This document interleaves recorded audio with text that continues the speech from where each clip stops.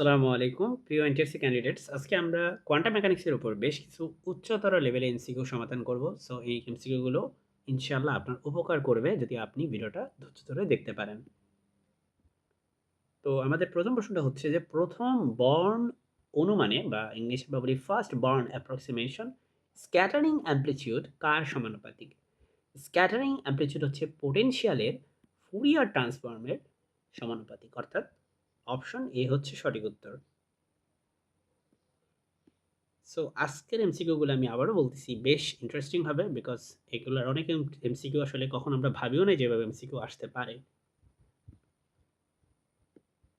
এর পরবর্তী প্রশ্ন হচ্ছে ওয়ান ডাইমেনশনাল হারমোনিক অসিলেটরের শক্তিগুলোর মধ্যে ব্যবধান কত? দেখেন, ওয়ান ডাইমেনশনাল হারমোনিক অসিলেটরের শক্তি স্তর সমূহের মধ্যে, শক্তি স্তরগুলোর মধ্যে যে পার্থক্য এনার্জি, সেটা হচ্ছে এইচ কাট ওমেগা। আমরা জানি যে এইচ কাট এটাকে বলা হয় রিডিউসড প্ল্যাঙ্ক কনস্ট্যান্ট, যেটা বেসিক্যালি এইচ বাই টু পাই এর সমান। পরবর্তী প্রশ্ন হচ্ছে অভিন্ন ফার্মিয়নদের বা আইডেন্টিক্যাল ফার্মিয়নস যারা মোট ওয়েভ ফাংশন অবশ্যই কেমন হবে? এগুলো হবে হচ্ছে অ্যান্টাই সিমেট্রিক।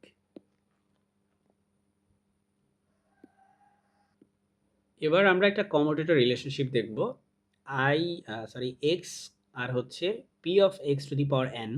এটা যদি কমোটেটর রিলেশনশিপটা আপনারা দেখেন, এটা হবে হচ্ছে এ নাম্বারটা iota H card N into P to the power N minus one.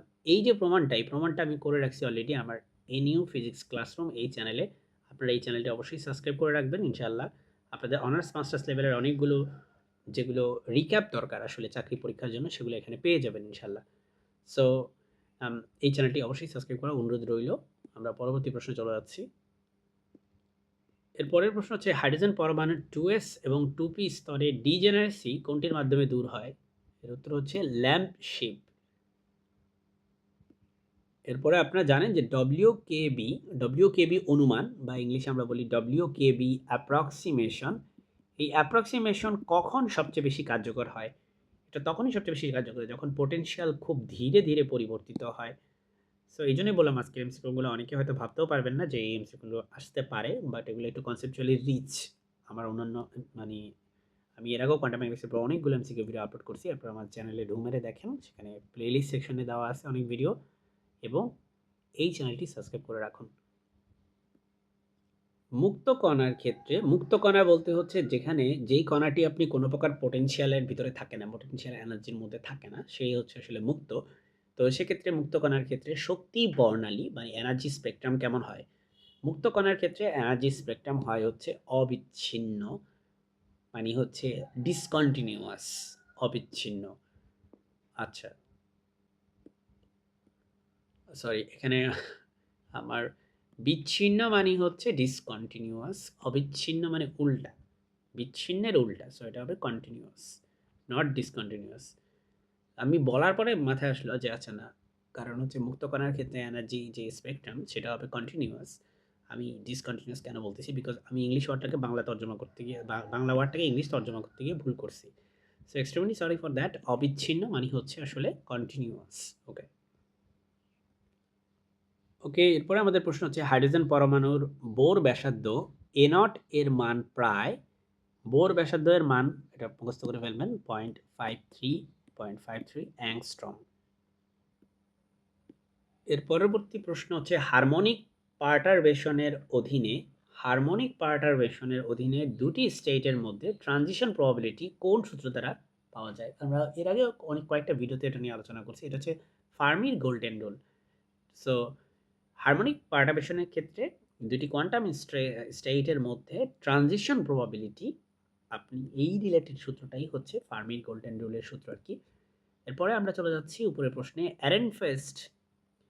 অ্যারেনফেস্ট theorem এটার প্রত্যাশিত মানের সময়ের ডেরিভেটিভকে কার সাথে, আমি ভ্যারিয়েবল কেন পড়তেছি আল্লাহই জানে। সো অ্যারেনফেস্ট উপপাদ্যের ক্ষেত্রে প্রত্যাশিত মানের সময়ের ডেরিভেটিভকে কার সাথে সম্পর্কিত করে? অ্যারেনফেস্ট থিওরেমটা হচ্ছে মূলত F equal to M A এর কোয়ান্টাম ভার্সন। ঠিক আছে, সো এটা কার সাথে সম্পর্কিত করে? চিরায়ত গতির যে সমীকরণ সেটা হচ্ছে F equal to M A, সেটার সাথে সম্পর্কিত করে। পলির বর্জন নীতি, অনিশ্চয়তা নীতি, সাধারণ আপেক্ষিকতা, এগুলা কোনো প্রশ্নই এখানে মানে আসে না এটার। আপনারা জানেন হয়তো যে এরেনফেস্ট থিওরেমের আসলে ২টা পার্ট। সো ২টা পার্টের আসলে একজনের সাথে আরেকজন রিলেটেড। মূল কথাটাই হচ্ছে আসলে F = ma, নিউটনস যে সেকেন্ড ল, গতির যে সমীকরণ সেটার সাথে আসলে রিলেট করে। আর এরেনফেস্ট থিওরেমের যে প্রমাণটা, এই পুরো প্রমাণটা আপনি আমার চ্যানেলে পেয়ে যাবেন ইনশাআল্লাহ। চ্যানেলের নামটা আবারও লিখে দিচ্ছি ছোট করে, এনইউ ফিজিক্স ক্লাসরুম। এজন্যই বললাম এই চ্যানেলটা আসলে সাবস্ক্রাইব করে রাখতে পারেন। আপনি হয়তো ভাবতে পারেন যে আমার দরকারটা কি প্রমাণটা পড়ার, আমি তো আসলে এমসিকিউ টাইপের পরীক্ষা দিব। কিন্তু আসলে রিভিশন দেওয়াটা অলওয়েজ ইম্পর্ট্যান্ট। সেক্ষেত্রে প্রমাণ থেকে রিভিশন দিলে আপনার জন্যই ভালো হবে। চাকরি পরীক্ষায় শুধুমাত্র যে আপনার এনটিএসসি পরীক্ষায় কাজে লাগবে এমন না, বাংলাদেশের যেকোনো রকম ফিজিক্সের পরীক্ষায় প্রমাণ না আসলেও অন্তত কনসেপ্টটা লিখতে হতে পারে। আপনাকে বলতে পারে এরেনফেস্ট থিওরেমের মেইন ব্যাপারগুলো লিখতে। তো সেক্ষেত্রে আপনি যদি চ্যানেলটি সাবস্ক্রাইব করে রাখেন, হোপফুলি সেখান থেকে কনসেপ্টগুলো আপনি আবারও রিভাইজ করে সেগুলো লিখতে পারবেন ইনশাআল্লাহ পরীক্ষায়। সো যাই হোক, এরপরে আমাদের প্রশ্ন, স্পিন মাইনাস হাফ করার জন্য এসজেড অপারেটরের আইগেন মানগুলো কি কি? আইজেন লেখছে যদিও, এটা আইগেন হবে, যাই হোক সেটা হবে উত্তর হচ্ছে C plus minus H cut by 2। এর পরবর্তী প্রশ্ন হচ্ছে জিম্যান এফেক্ট নিয়ে। জিম্যান এফেক্ট বলতে কোনটির উপস্থিতিতে বর্ণালী রেখার বিভাজন বোঝায়? এক কথায় উত্তর, সেটা হচ্ছে চৌম্বক ক্ষেত্র। জিম্যান প্রভাব হচ্ছে চৌম্বক ক্ষেত্রের সাথে রিলেটেড। চৌম্বক ক্ষেত্রের উপস্থিতিতে বর্ণালী রেখায় যে বিভাজন হয় সেটা হচ্ছে জিম্যান প্রভাব। এর পরবর্তী প্রশ্ন হচ্ছে আমাদের যে এম ভরের একটি কণা, সেটার আপনার পোটেনশিয়াল এনার্জির একটা সম্পর্ক এখানে আমাদের দেওয়া আছে এবং বলছে এটি যদি এরকম একটা পোটেনশিয়ালে থাকে তাহলে কয়টি বাউন্ড স্টেট থাকবে? এর উত্তর হবে হচ্ছে ঠিক একটি বাউন্ড স্টেট থাকবে এখানে। ইলেকট্রন বিকর্ষণ উপেক্ষা করে হিলিয়াম পরমাণু ভূমি অবস্থার শক্তি কত হবে? -108.8 ইলেক্ট্রোভোল্ট। সেগুলো কাইন্ড অফ মুখস্থ রাখতেই হবে যদি আপনাকে এগুলো পরীক্ষায় পারতে হয় আর কি, এই টাইপের প্রশ্ন আসলে। যাই হোক, ডিরাক নোটেশনে দুটি স্টেট, একটি হচ্ছে আপনার ফাই আর একটা হচ্ছে সাই, এর লম্বতা বা অর্থোগোনালিটি কিভাবে প্রকাশ করা হয়? অর্থোগোনালিটি প্রকাশ করা হয় এইভাবে। আপনার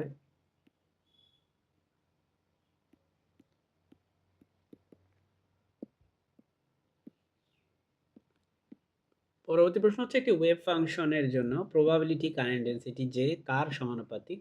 এটি হচ্ছে অপশন নাম্বার বি হবে।